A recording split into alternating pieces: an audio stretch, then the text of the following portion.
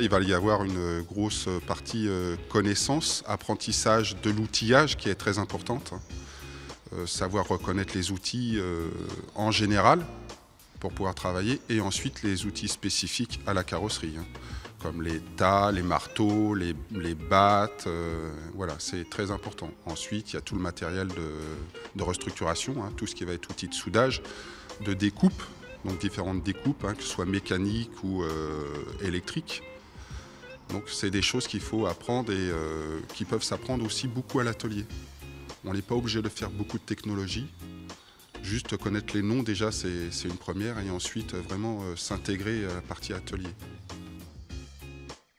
Dans les différentes tâches, on va avoir tout ce qui va être partie redressage, donc remise en forme des éléments avec différentes techniques comme le tas, la batte, le tire-clou.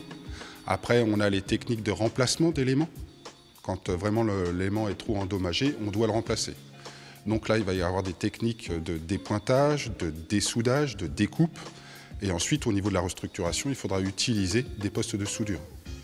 Donc voilà, il faut avoir une certaine technique de soudure pour pouvoir restructurer ces éléments. Après, il y a la partie esthétique qui finalise avec des mastiques. Des mastiques de finition qui permettent d'avoir un aspect esthétique pour qu'ils puissent ensuite aller en peinture. Alors, on fait aussi du vitrage, donc il y a les remplacements de vitrages latéraux pour les portes, par exemple.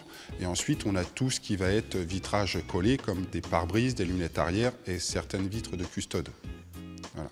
Donc là, on va utiliser des produits chimiques, des cols, qui vont permettre l'assemblage du verre avec la partie tôle du véhicule.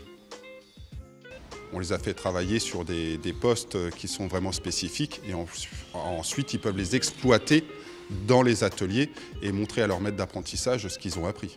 Et qu'ils puissent après l'utiliser le plus souvent possible et venir le plus rapidement possible à un ouvrier qualifié.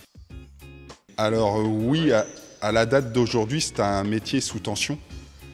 Du coup, les entreprises cherchent beaucoup d'ouvriers en carrosserie.